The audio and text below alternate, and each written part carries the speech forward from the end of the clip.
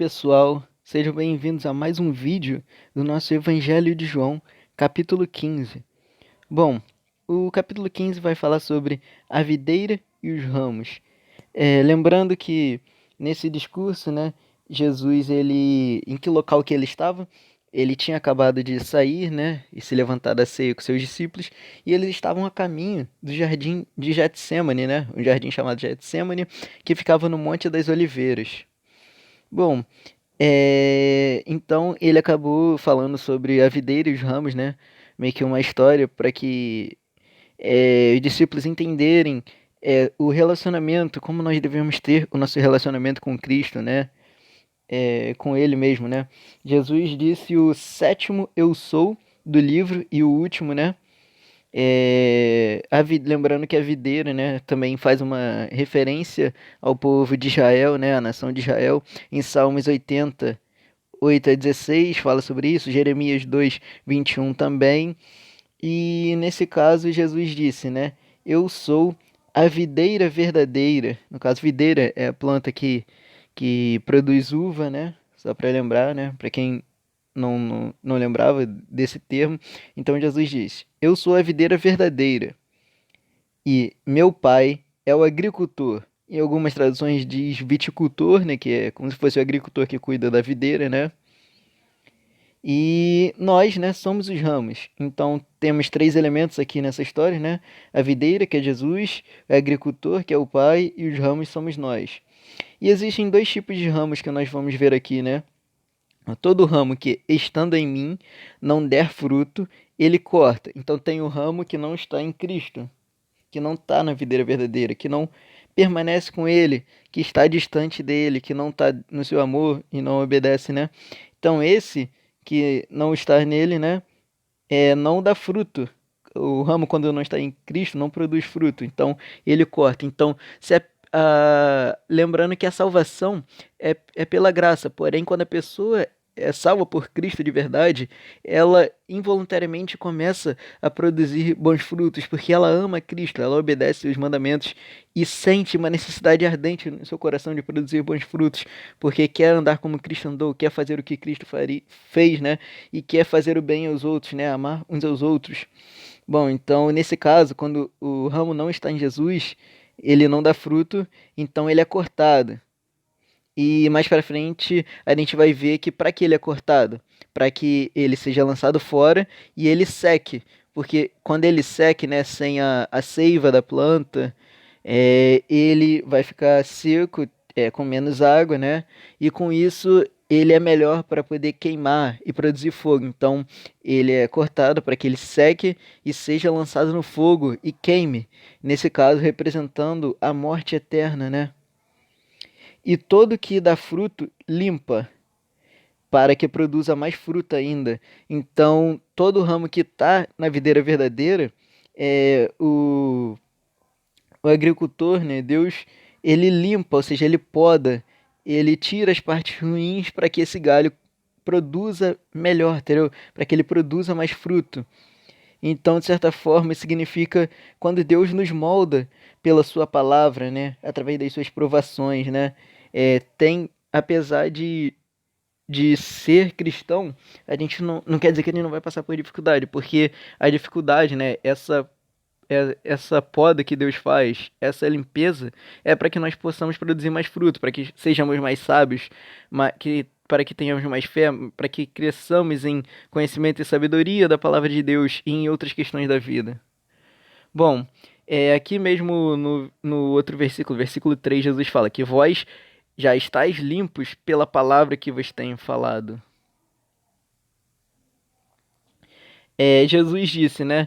Permanecei em mim, eu permanecerei em vós. Então, se a gente permanecer em Cristo, ele permanece em nós, nesse sentido de você amar a Cristo e obedecer os seus mandamentos, porque você, lembrando que a gente já viu no capítulo anterior aqui, aquele que ama Cristo verdadeiramente obedece os seus mandamentos.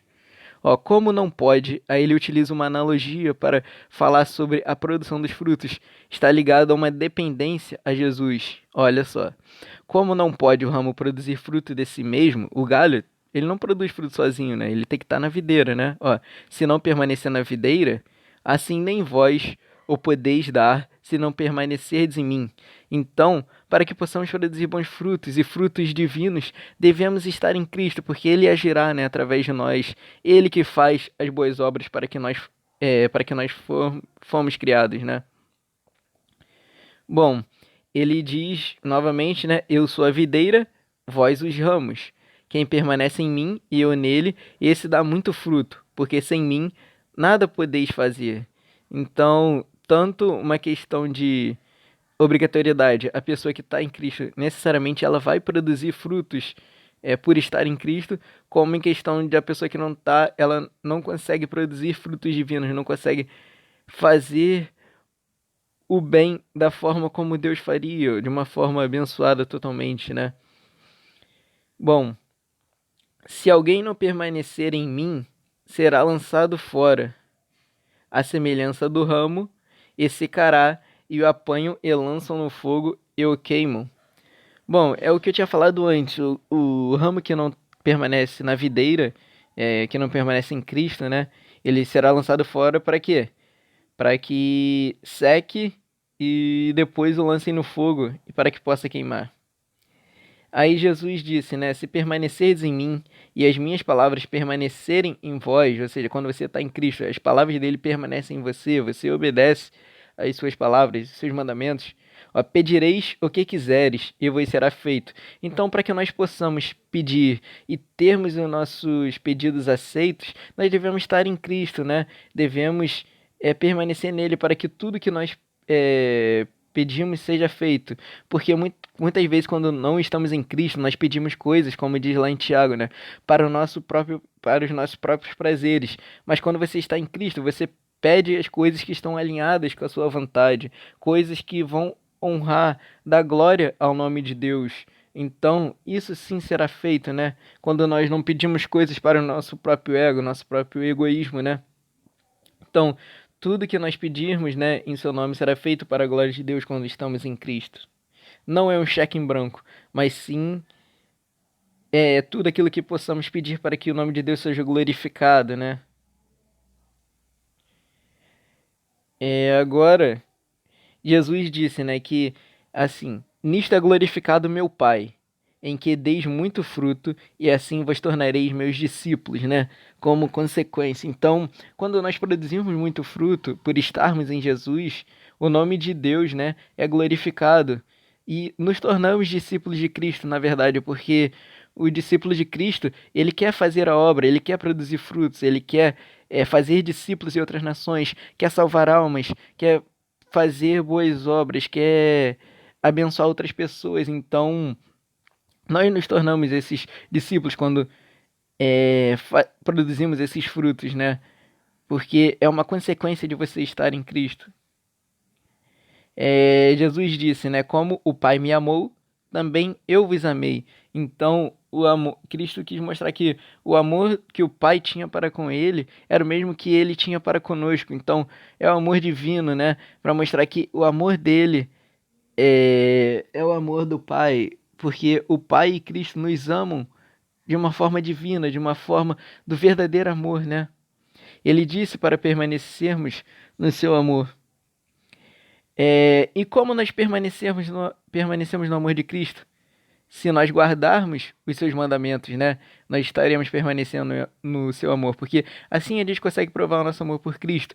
Porque se a pessoa diz que ama Cristo, mas não obedece, como que ela ama? Se uma pessoa diz que ama a outra, mas ela se acha mais importante que a outra, onde que está o verdadeiro amor nisso? Se a pessoa ama a outra, mas ela não consegue se sacrificar pela outra, isso não é amor de verdade, né? Então Jesus Cristo disse para que a gente obedecesse esses mandamentos, seus mandamentos para poder permanecer no seu amor, assim, né? Como também Jesus guardou os mandamentos do Pai, né? Para, para poder permanecer no seu amor.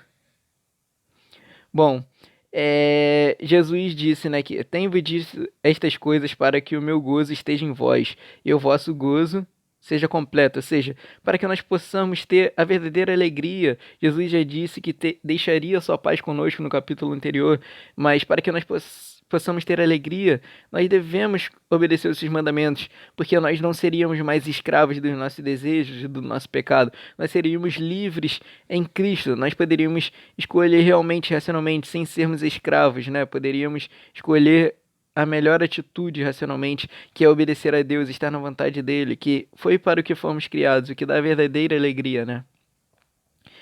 O Jesus ainda diz, né? O meu mandamento, que foi como ele chamou no capítulo anterior, né? O novo mandamento, que já foi anunciado, né? É este: que vos ameis uns aos outros, assim como eu vos amei. Então não é apenas amar uns aos outros, não é apenas amar ao próximo, mas amar ao próximo com o amor de Cristo, aquele amor sacrificial que dá a vida um pelo outro, né? Que coloca o outro acima de você mesmo, se importa com o outro de uma maneira tão grande, né?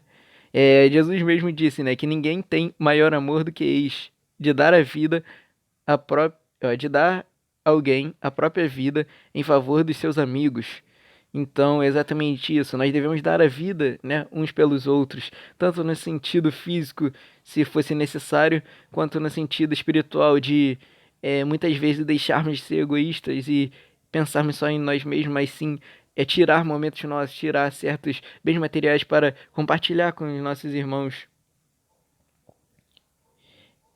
Jesus nos chama de amigos, não apenas mais servos, porque é, ele nos chama de amigos, né?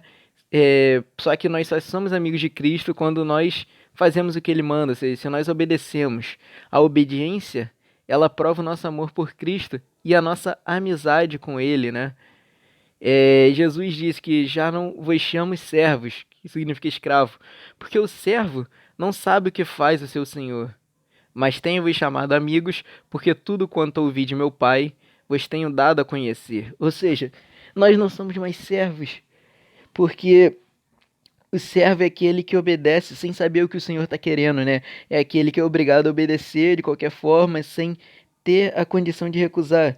Mas não, nós somos amigos de Cristo, porque o amigo, ele confia e no, ele obedece o outro amigo porque ele ama o outro amigo, ele confia no seu amigo, então ele faz por amor, ele tem a opção de não obedecer, mas ele obedece porque ele ama e confia que seu amigo está querendo o melhor para ele. Então é exatamente isso. Jesus é nosso amigo, ele bate a porta e nós escolhemos deixar ele entrar ou não. Porque as pessoas que o escolhem, né, elas sabem que ele tem o melhor para a vida deles. As outras pessoas podem recusá-lo, né, mas não vão ter a verdadeira alegria, né, como foi falado anteriormente. Então, nós somos amigos de Cristo, não mais servos. Jesus disse, né, não fostes vós que me escolhestes a mim, pelo contrário, eu vos escolhi a vós outros, e vos designei para que vades e deis frutos, e o vosso fruto permaneça. Bom, então, não fomos nós que escolhemos a Cristo. Primeiramente, Deus não tem como antecipar a Deus. Deus sempre tem a iniciativa. Deus que nos criou após o pecado, ele que se revelava a nós através dos profetas, através da natureza, através de várias outras formas, e depois através da revelação suprema, que é Jesus. Nós podemos conhecer a Deus através de Jesus, da forma mais perfeita que existe, que foi a revelação suprema, Jesus Cristo, e ainda assim, Jesus nos escolheu porque ele veio para nos buscar, né? Ele se entregou para morrer por nós.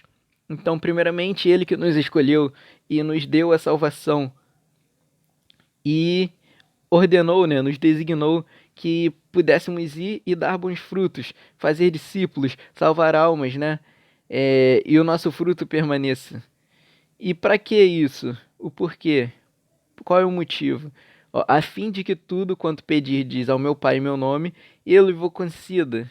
Porque dessa forma nós estaremos sendo ajudados, né? Jesus disse que ele nos designou dar bons frutos, mas ele prometeu nos ajudar, porque tudo que nós pedirmos em seu nome a Deus, ele nos concederia, porque nós estaríamos permanecendo nele, estaríamos sabendo pedir, porque pediríamos para a glória de Deus, mas não para os nossos prazeres, para a nossa carne.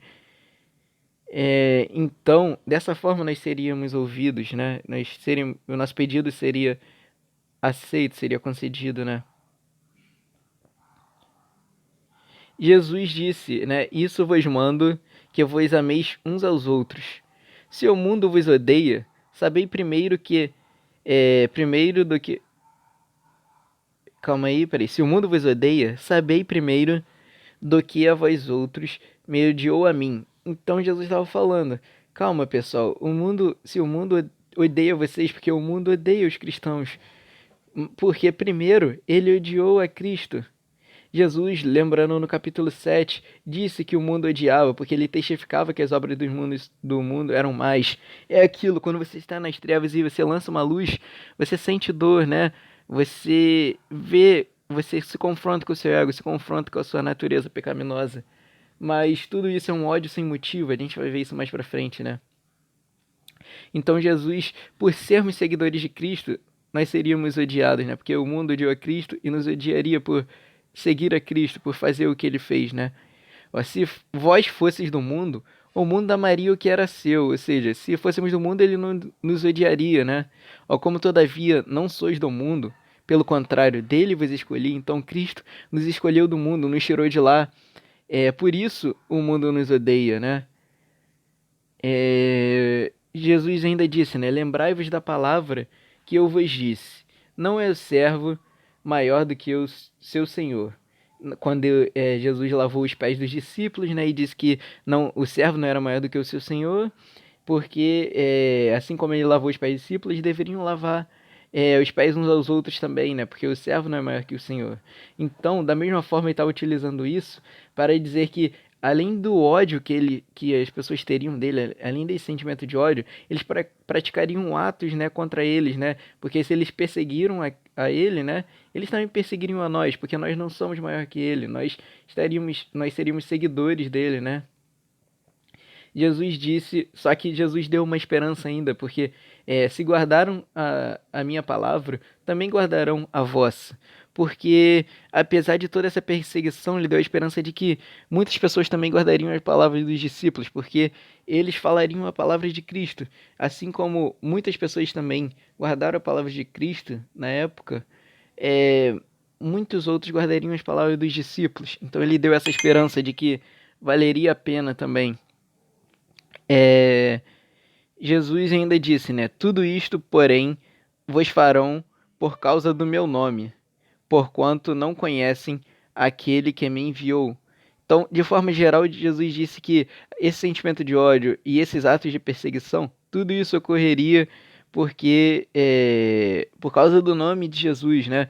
Porque eles não conhecem aquele que o enviou, ou seja, porque eles não conhecem a Deus de verdade, eles fariam essas atitudes maus, porque eles não conhecem a Deus verdadeiramente e praticam obras de maldade. Jesus ainda disse, né? Se eu não viera, nem lhes houvera falado, pecado não teriam, mas agora não tem desculpa do seu pecado. Eles não teriam, as pessoas não teriam mais desculpa do seu pecado, porque se Jesus não viesse ao mundo, não tivesse falado, não tivesse feito boas obras, né? Eles já estariam sem salvação mesmo, né? Nós já estaríamos perdidos, porque todos nós somos pecadores e merecemos a morte eterna. Mas Cristo veio, né, para que nós fôssemos justificados pelo seu sangue. Veio para que nós pudéssemos conhecer a Deus e buscá-lo incessantemente. Bom, então, por causa disso, as pessoas não teriam mais desculpa pelo seu pecado. Dizer que, já estou destinado à morte mesmo. As pessoas agora, elas podem ser salvas, elas não têm mais desculpa do seu pecado. Deus veio para buscá-las, né? Jesus disse: quem me odeia, odeia também a meu Pai, porque Jesus também é Deus. Então, quando odeia o Filho, você também odeia o Pai. Jesus disse: se eu não tivesse feito entre eles tais obras, quais nenhum outro fez, pecado não teriam. Ou seja, essa quais nenhum outro fez é porque só Jesus fez as obras que ele fez. Jesus fez muitas obras que apenas Deus faria, porque ele era Deus. Se Jesus não tivesse se Jesus não viesse, não tivesse falado, não tivesse feito essas obras, eles não teriam desculpa, né? Como falando, não teriam pecado. Não que não teriam o pecado em si, mas eles já seriam pecadores e não teriam salvação. Mas Jesus estava falando, não, mas agora eles podem alcançar a salvação, mas não somente eles têm visto, mas também têm odiado, tanto a mim como a meu Pai. Isto, porém, é para que se cumpra a palavra escrita na sua lei. Odiaram-me sem motivo. Salmos 69, 4 e 35, 19. Então, já essa profecia de que odiariam a Cristo sem motivo, né? Porque Cristo veio para nos salvar e as pessoas, por amarem o mundo, amarem as obras mais, elas odiariam a Cristo sem motivo, amariam aquele que se entregou para salvá-las, né?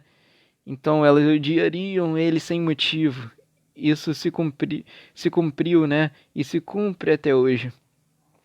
Jesus ainda disse, né, que o Consolador viria, né, como disse anteriormente. Quando, porém, vier o Consolador, que eu vos enviarei da parte do Pai, o Espírito da Verdade, né, que é o Espírito Santo, que dele procede, ou seja, que vem de Deus. Jesus tinha falado no capítulo anterior que rogaria ao Pai que enviasse o Espírito Santo, que Deus enviaria o Espírito, né, quando Jesus ascendesse aos céus, né?